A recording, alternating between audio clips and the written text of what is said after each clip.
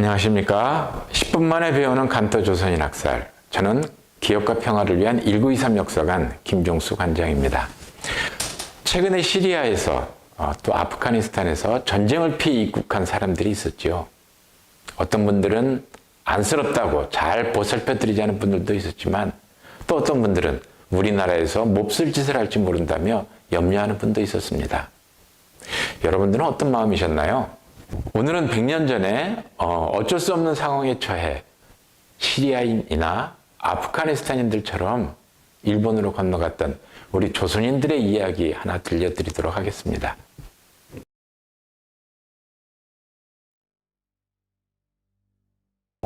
부하경은 조선을 떠나올 당시 나이가 28살이었습니다.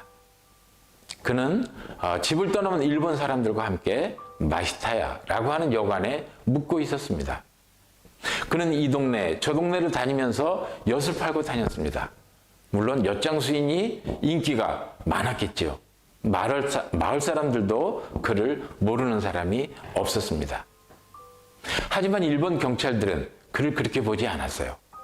엿장수들이 이 마을 저 마을 다니면서 조선 독립운동가들과 정보를 주고받는 그런 스파이로 보고 있었습니다. 그래서 의심을 하고 감시를 하기도 했습니다.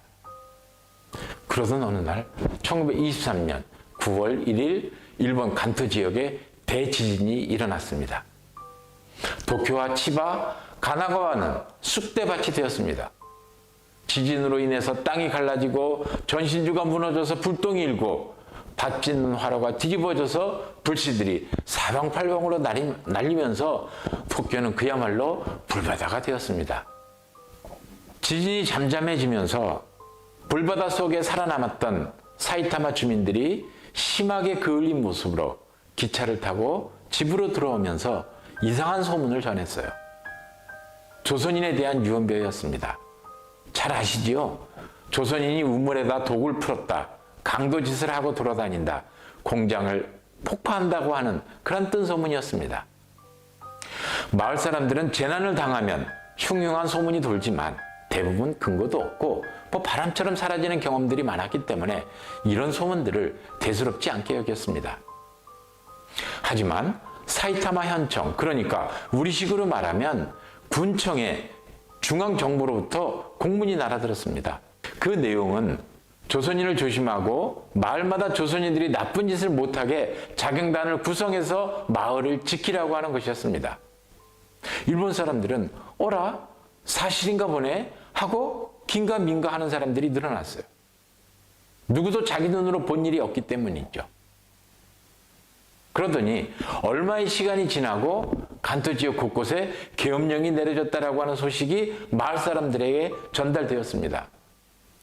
이렇게 공문이 날아오고 더더군다나 계엄령이 선포되면서 그동안 조선인에 관한 이런저런 소문들에 대해서 일본의 지역 주민들은 어라? 정말 사실인가 보네? 하고 믿는 사람들이 이제 점점 늘어나서 대부분 마을 사람들은 그것을 사실로 받아들이기 시작을 했습니다.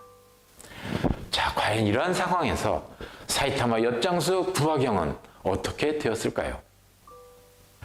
부하경은 마을 사람이면 누구나 알고 있었기 때문에 그를 잘 아는 마을 사람들은 그를 보호해 주려고 했습니다.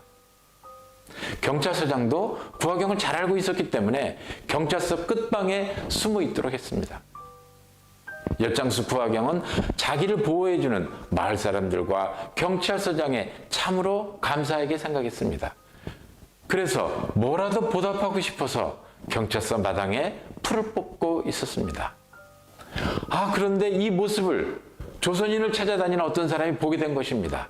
그리고 곧장 이웃마을 자경단들에게 달려가서 경찰서에 조선인이 있다. 내가 조선인을 발견했다. 하고 신이 나서 보고를 했어요. 부하경을 잡으러 수백 명의 자경단들이 몰려옵니다.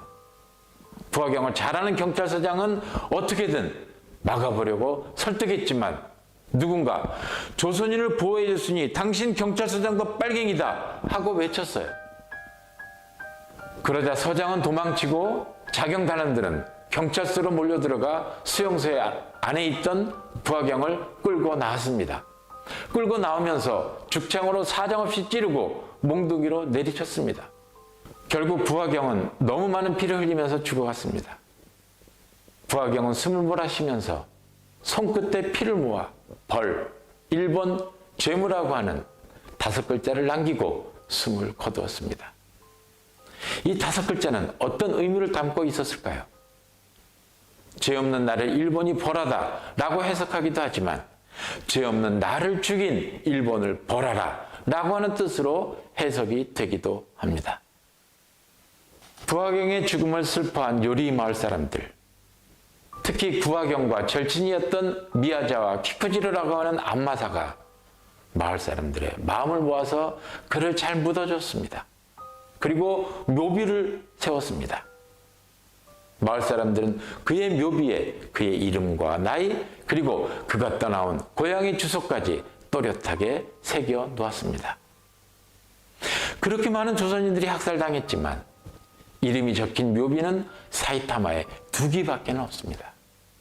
또 고향 주소까지 새겨져 있는 묘비는 오직 부하경의 묘비가 유일했습니다. 지금도 정수원이라고 하는 공동묘지에 가면 부하경의 묘와 묘비를 볼 수 있습니다. 문제는 100년이 되어 오는데 이렇게 학살당한 조선인의 유해가 간토 지역 곳곳에 있는데 고향 땅으로 돌아오지 못하는 데 있다는 것입니다. 여러분, 그분들의 유해를 보국으로 모셔와야 하지 않을까요? 그리고 그보다 먼저 한국 정부가 이 학살을 자행한 일본 정부에 왜 학살을 했는지, 어떻게 학살했는지, 도대체 얼마나 학살을 했는지 그 이유를 묻고 책임을 물어야 하지 않을까요? 이것이 주권을 가진 국가로서 당연히 해야 할 가장 우선된 일이 아닐까요? 과거의 잘못을 반성하고 용서를 구하는 용기 있는 일본 정치 지도자가 나오길 바랍니다. 그리고 일본의 국가 책임을 당당히 묻는 용기 있는 한국의 정부가 되기를 바라봅니다.